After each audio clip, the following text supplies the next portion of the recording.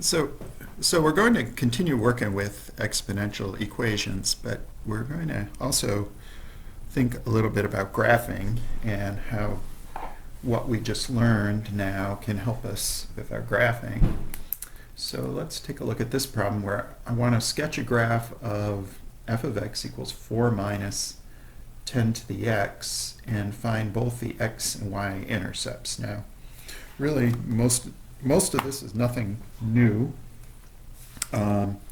Remember, we like to think of this function as minus 10 to the x plus 4. It's a little bit easier to think about the transformations that way. And I'm just going to do a rough sketch of the graph. Now, I know what the graph of 10 to the x looks like. Minus is going to reflect through the x-axis. And then when I add 4, it's like a vertical shift of 4. So that horizontal asymptote is going to be moved up.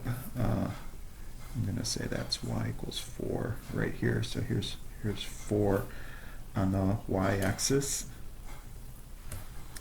And let's see, so I had a 10 to the x graph going up like that. I reflect and I lift it up. Also, the y-intercept is really easy to find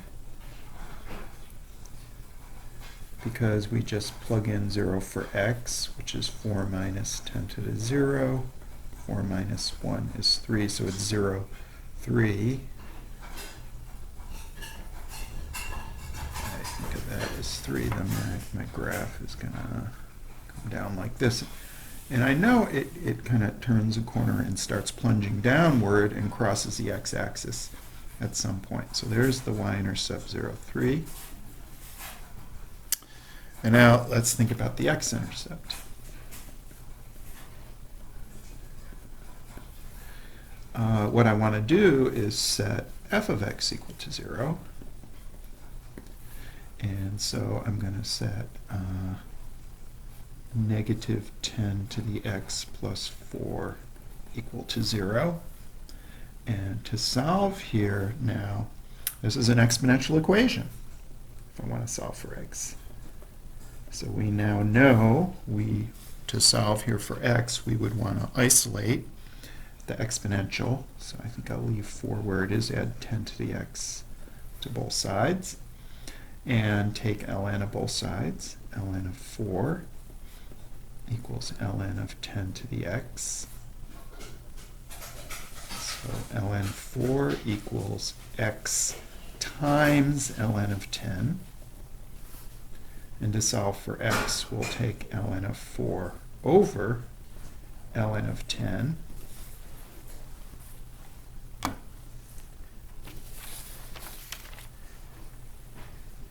And I can get a decimal value on my calculator. I get that x is about 0.602. So there's the exact value. There's our decimal that can help us with plotting.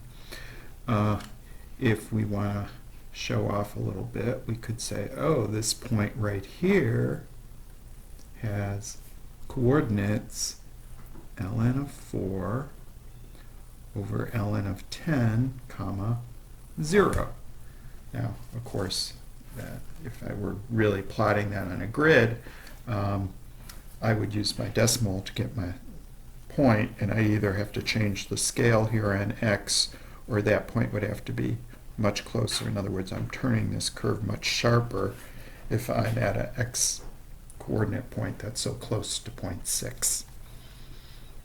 Okay, so back when we started graphing transformations of exponential functions, we didn't know how to find the x-intercepts, and now we do. Let's do another one.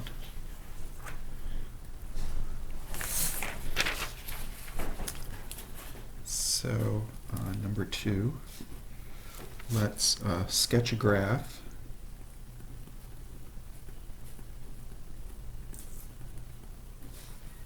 of f of x equals 2 times 0.8 to the x minus 5, and find both the x and y intercepts.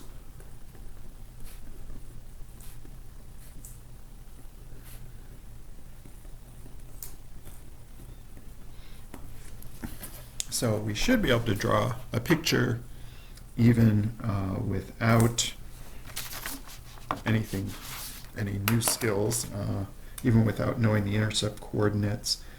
Y-intercept should be easy. X-intercept we now have a way of finding out using our techniques for solving exponential equations. So let me just think this one through here. Y equals 0.8 to the x. Now that's an exponential function where the base is to the x power, not times x, sorry. The base is less than 1, so the shape of the graph of 0.8 to the x is going to look something like so. When I multiply by 2, that's a scaling factor that affects the y-intercept, and but the shape is still pretty much the same. And I think the only change then that we're doing is we have a vertical shift of down 5 units. So I think I'm ready to sketch my final graph. Let's see, the y-intercept, if I plug in x equals 0, it's going to be, let's just figure that out here. Help me plot. 2 times 0.8 to the 0 minus 5, that's 2 times 1 minus 5, or 2 minus 5, negative 3. So 0, negative 3 is the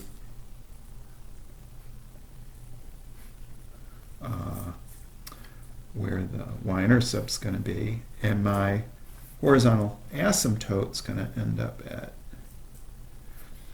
negative 5. So there's negative 3, there's negative 5. And so I know the shape is going to be coming like so, and take off like that. Again, this same basic shape, similar shape, with that vertical shift built in, and here's my x-intercept. So we want to try to find the coordinates for that x-intercept.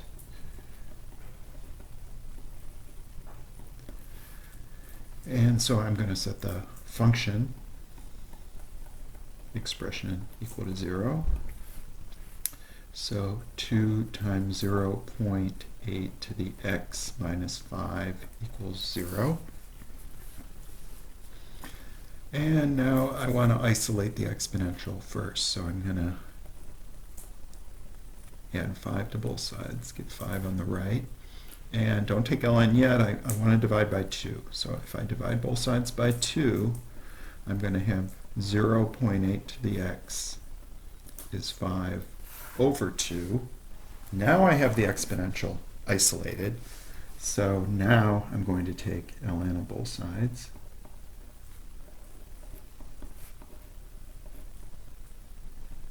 Now 5 halves you could write as a decimal. That's the same as 2.5. X ln of 0.8 equals ln of 5 halves. I'm just going to write 2.5 for 5 halves. And so when I divide by ln of 0.8, I get x equals ln of 2.5 over ln of 0.8. And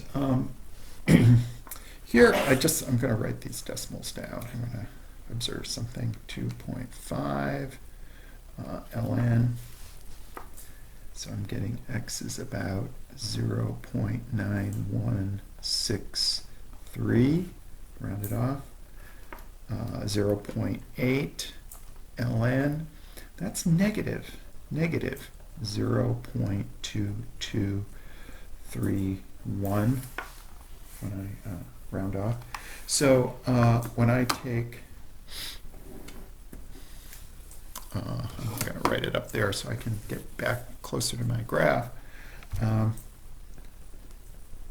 When I divide those out, I have a positive divided by a negative, and so I get a negative value, let's see, 0.9163 divided by negative 0.2231, and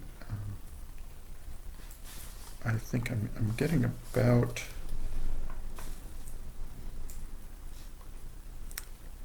negative 4.1. Just going to round it off at that. So my x-intercept here, which is this point right here, is, notice, on the negative x-axis. And there's, again, my decimal value. There was my exact value with logarithms. It's not so obvious from the logarithm expression that we're actually dealing with a negative number, right? Like that's something the decimal reveals to us here. There are ways of figuring it out, but it's definitely not obvious. What helps me see it in the logarithm expression is a ln of a number between 0 and 1 is going to be negative. That's 0.8 ln. I can see that coming out to be negative. And so on my graph, I got, I don't know if I can fit this ln of 2.5 over ln of 0.8, comma 0. Maybe I better write next to that that's negative 4.1, comma 0 in rounded off form. So again, we were able to find the x-intercept now for that function. That was our graph of f of x equals 2 times 0.8 to the x minus 5. Okay. All right.